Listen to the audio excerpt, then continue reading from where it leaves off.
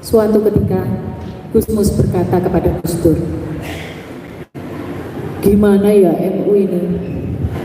Indonesia itu kalau pas lagi keadaannya genting yang disuruh maju NU, Republik Bayi mau diserang sekutu, diambil alih sekutu lagi, NU suruh maju resolusi jihad di kota ini. Ya Bu Wamilahin.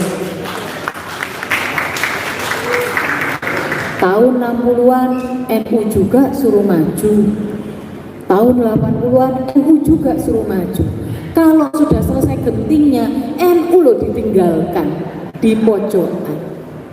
Orang-orang NU duduk-duduk jongkok rokokan, tidak ikut menikmati hasil perubahan. Kok begini ya nasibnya NU, kayak satpam aja. Begitu kata Gus Dur kepada kata Gus Mus kepada Gus Dur. Dan Gus Dur menjawab, apa kurang mulia menjadi satpamnya Indonesia?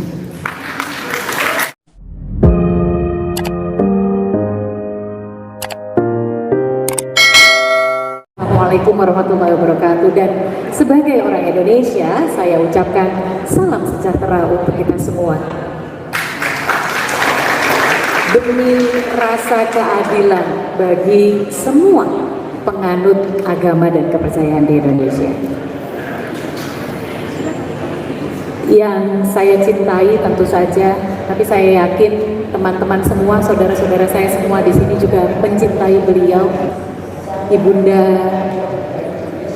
tadi kata Mas Jai, bukan hanya ibundanya Mbak Alisa dan Mbak Ina dan kakak adiknya, tapi ibunda semuanya, Ibunda Sinta Nuria Abdurrahman Wahid. Beliau ini bagi kami adalah ibu bangsa.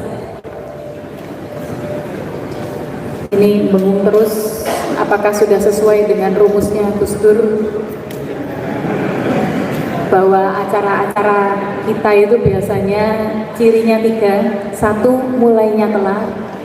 2, mikrofonnya bengung. Dan 3, tekon. Sepertinya sudah memenuhi syarat ya Mas ya. Asli pengikut Gus Dur sudah soheh, sudah sah. Begitu. Yang saya hormati Gubernur Provinsi Jawa Timur, tapi kalau bagi kami bukan hanya sebagai Gubernur Provinsi Jawa Timur, tetapi sebagai salah satu murid yang langsung dikader oleh Almarhumah Gus Dur, Ibu Hovifah Indar Parawansa. Dari sejak muda beliau ini dikader oleh Gus Dur, dan moga-moga wajah politik Indonesia yang dicita-citakan Gus Dur, yang diidealkan Gus Dur, bisa dilanjutkan oleh Ibu Hovifah Indar Parawansa. Yang saya hormati juga Bapak Husnul Marom, Kepala Kanwil Kementerian Agama, yang mewakili Menteri Agama dan semua perangkatnya, yang memberikan dukungan yang luar biasa atas terselenggaranya acara ini. Jadi duet Pemprov Jawa Timur dan Kementerian Agama, itulah yang memungkinkan kita bisa berkumpul bersama-sama di sore hari ini. Pak Anthony Clark dari Kedubes Australia, terima kasih Pak menyempatkan untuk hadir. Gus Kikin, Duriah Kiai Haji Hashim Asy'ari, tadi pagi kami bertemu di kegiatan ziarah ke makam Tebu Ireng, dan kami bisik-bisik, dikira enak jadi duriahnya kiai-kiai seperti Kiai Hashim Asy'ari, berat, hidup tidak bisa untuk diri sendiri, tapi harus mengikuti perjuangan. Matur nuwun. Dan para sesepuh kami di Jawa Timur, Pendeta Simon, Romo Eko, Pak Irawan, Pak Gatot, Pak Anton, yang dari sejak awal Gus Durian di Jawa Timur ikut membibit, menyemai, memupuk sampai akhirnya hari ini Gus Durian Jawa Timur bisa menjadi tuan rumah untuk Temu Nasional Gus Durian tahun 2022 ini. Bapak Ibu sekalian yang tidak bisa saya sebutkan satu persatu, banyak sekali tokoh-tokoh masyarakat yang hadir. Terima kasih atas kerawuhannya. dan tentu saja yang paling saya cintai, saya sayangi, para Gus Durian dari seluruh penjuru dunia.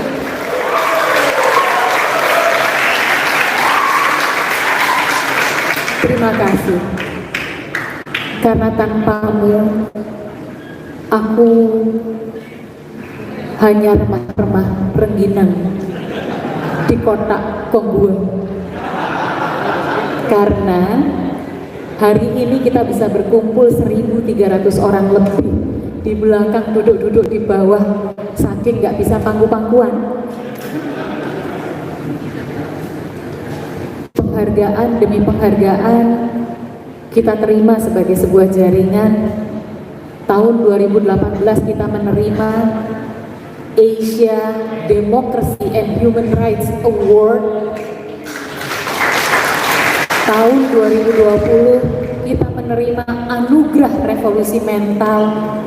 Tahun 2021 kita menerima penghargaan sebagai Best Social Media Movement dalam masa pandemi. Semua itu bukan Alisa, tapi para Gus Durian semua.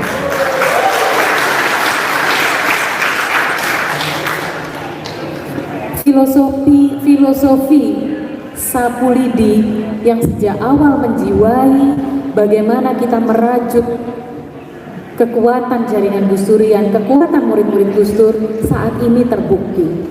Mas Jai tadi menyampaikan, pertemuan pertama kita saya ingat hanya 37 komunitas, sekitar 100 orang yang hadir. Sekarang 150 komunitas dan 1.300 orang hadir. Itu yang peserta, belum para undangan yang hadir pada siang hari ini. Kehadiran beliau-beliau menunjukkan betapa jaringan Gus Durian sudah mendapatkan kepercayaan dari teman-teman seperjuangan dari manapun latar belakangnya.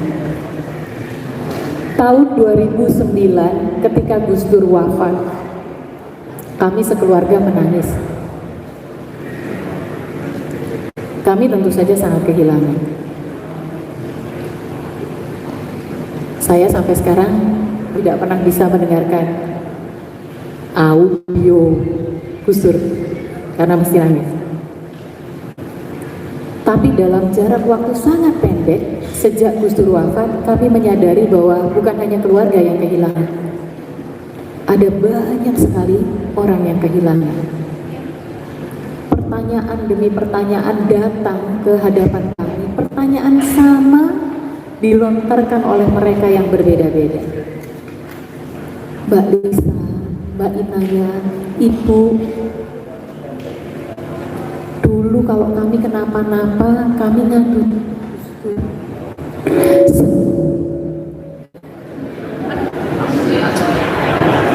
Apa itu? Gus Dur rawuh ya.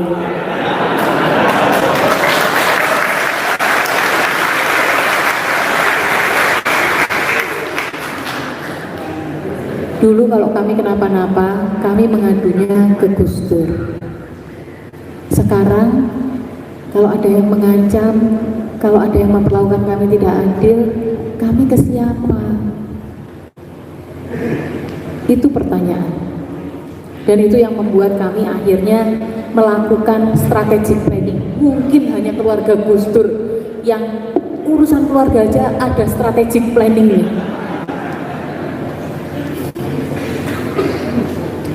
Tahun 2010 saya setidaknya merasa betul bahwa nggak mungkin menggantikan Gus Dur. Gus Dur punya rekam jejak perjuangan sangat panjang. Gus Dur punya berbagai predikat yang memperkuat pengaruh beliau. Gus Dur punya bekal yang sangat banyak. Tokoh Kiai NU disekolahkan ke Jogja, memilih dibawa oleh Mbah Bisri Sansuri untuk tinggal di Krapyak, pusatnya Muhammadiyah. Pengalaman hidup Gus Dur begitu berwarna sehingga beliau menjadi seperti itu. Dan tempaan perjuangan hari demi hari, kekalahan demi kekalahan, maju selangkah, mundur 2 langkah, maju selangkah, mundur 2 langkah, itu menciptakan sosok Gus Dur ketika beliau wafat. Siapa di antara putri-putrinya Gus Dur yang bisa seperti itu? Saya jelas tidak. Maka waktu itu saya hanya berpikir sederhana.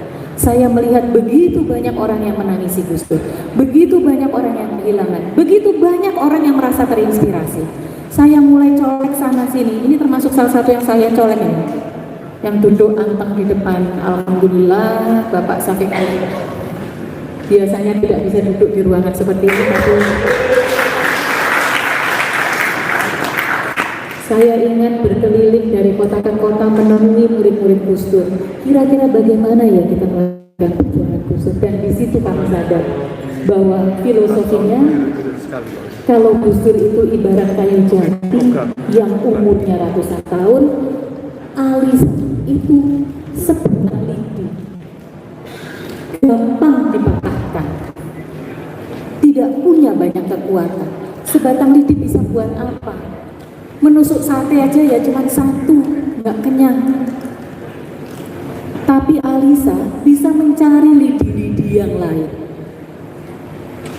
Para murid Gus Dur, orang-orang yang satu gagasan dengan Gus Dur, orang-orang yang ingin memperjuangkan kehidupan yang lebih baik untuk semua.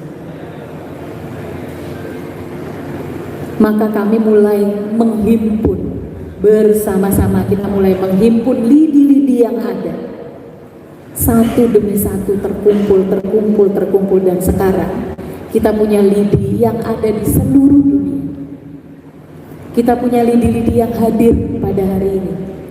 Dari Fak-Fak, mana dari Fak-Fak? Dari Sorong.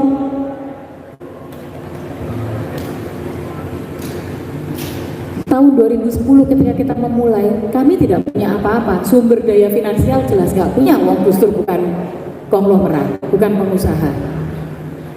6 bulan sebelum beliau wafat, Gus Dur minta uang kepada saya karena nggak punya uang sama sekali. 6 bulan sebelum beliau wafat. Lis duit 5 juta lis. Kangge nopo Pak? Yo kanggo cekelan Bapak gak duit. Bayangkan Bapak Ibu sakit hatinya saya waktu itu. Sebagai anak merasa, kok iso aku nggak tahu gitu. Tapi saya diingatkan oleh Yeni. Ya Pak, kalau dikasih uang sama orang kan langsung dikasihkan orang lain yang lebih membutuhkan. Itulah Gus Dur. Kami tidak punya sumber daya finansial waktu memulai. Kami juga tidak punya bayangan jaringan Gus Durian itu akan seperti apa, kita nggak pernah membayangkan. Setiap ada orang bertanya, Mbak Alisa mau ngapain sih? Mbak Alisa mau bikin partai politik, mau bikin ini, mau bikin itu. Nggak tahu. Yang saya tahu cuman muridnya Gus Dur banyak, PR bangsa ini banyak sudah. Hanya berbekal cita-cita, hanya berbekal semangat, hanya berbekal inspirasi Gus Dur. Sekarang ya tetap tidak punya sumber daya material. Karena itu teman-teman semuanya hadir ke sini tanpa diongkosi, tapi mengongkosi diri sendiri. Tepuk tangan untuk teman-teman semua. Terima kasih. Saya tahu persis ini tidak mudah bagi teman-teman. Sekarang Gus Durian punya sumber daya yang jauh lebih besar. Yang saya yakini itu yang menyebabkan Bu Khofifah, Pak Kakanwil itu kemudian dengan sukacita memberikan dukungannya kepada kita untuk menyelenggarakan acara kita hari ini. Yang kita punya adalah khidmah terus-menerus melayani Indonesia. Yang sudah kita buktikan 12 tahun terakhir ini, kita berkhidmat tanpa pamrih. Kita tidak menunggu punya fasilitas, Teman-teman tidak menunggu punya dukungan, teman-teman tidak menunggu punya pengaruh. Teman-teman bekerja dimanapun teman-teman berada. Teman-teman Mojokerto membuka makam, memindahkan jenazah. Teman-teman Semarang mendampingi mereka yang tergusur sampai mendapatkan kompensasi yang lebih baik atas bantuan Pak BK, Komnas HAM, Komisioner Komnas HAM. Teman-teman Jogja mendampingi berbagai kelompok, teman-teman di berbagai tempat, di Sulawesi, di Kalimantan mendampingi para korban tambang yang jatuh ke lubang yang tidak direklamasi. Teman-teman semua tidak pernah saya ongkosi kan? Tidak pernah juga saya minta kan? Tapi teman-teman bergerak karena teman-teman meyakini sebagai jaringan Gus Durian kita solid dalam berkhidmat untuk masyarakat.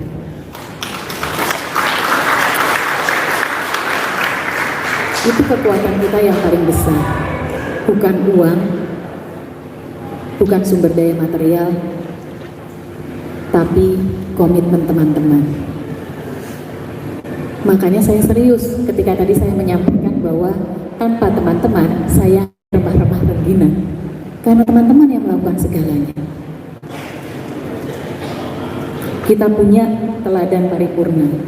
Gus Dur tidak sempurna, punya banyak kelemahan, punya banyak kegagalan, tapi beliau lengkap. Dan kita, murid-muridnya, memilih untuk mengambil inspirasi dari beliau untuk mewujudkan kehidupan yang lebih baik. Saya tahu tidak mudah. Suatu ketika Gus Mus berkata kepada Gus Dur, gimana ya NU ini?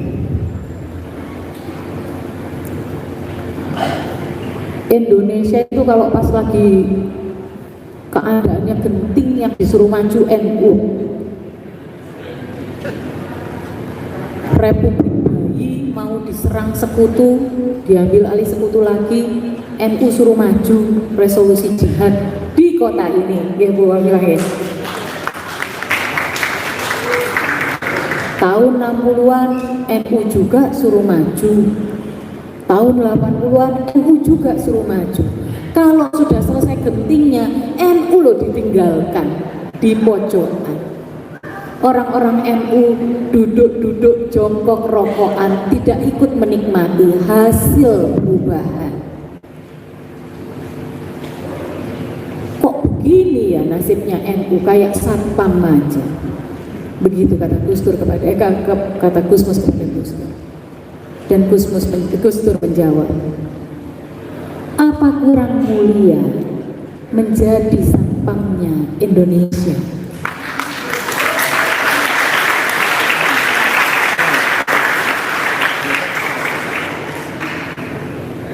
Teman-teman, saya tidak tahu teman-teman sadar atau tidak, teman-teman telah menjadi satpamnya Indonesia.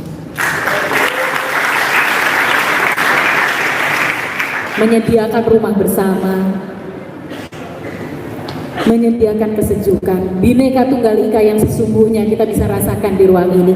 Ketika tidak ada seorang pun kita hakimi karena keyakinannya, karena latar belakangnya. Semua sama, sebagaimana Gus Dur memperlakukan para tamunya.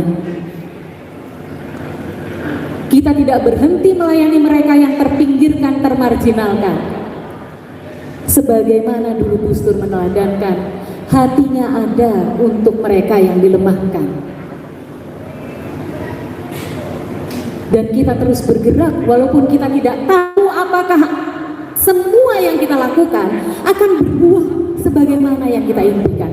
Kita tidak pernah tahu, sebagaimana dulu Gus Dur juga tidak pernah tahu apakah akan menikmati hasil perjuangan beliau. Tapi beliau terus bergerak. Beliau tidak runtuh oleh kekalahan. Beliau terus menyikapi segalanya dengan kebijakan dan sukacita.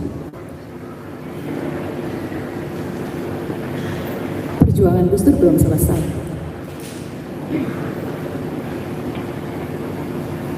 Dan kita-kita yang mendaku sebagai murid-murid Gus Dur, santri-santri Gus Dur, kita pun terus belajar, terus menjadi. Kita terus bergerak. Dan dari lubuk hati saya yang paling dalam, saya mengucapkan terima kasih. Teman-teman sudah menemani ibu saya dan adik-adik saya merawat perjuangan Gus Dur untuk Indonesia. Saya selalu mengakhiri dengan ini, kata Gus Dur, dalam hidup nyata dan dalam perjuangan yang tidak mudah, kita bukan tokoh dongeng dan mitos yang gagah berani dan penuh sifat kepahlawanan. Kita yang punya suami, punya istri, punya anak, sering dilanda ketakutan. Tapi meskipun takut, kita jalan terus, berani melompati pagar batas ketakutan tadi. Mungkin di situ harga kita ditetapkan. Selamat berjuang teman-teman Gus Durian. Gus Dur telah mengeladankan, saatnya kita melanjutkan. Assalamualaikum warahmatullahi wabarakatuh.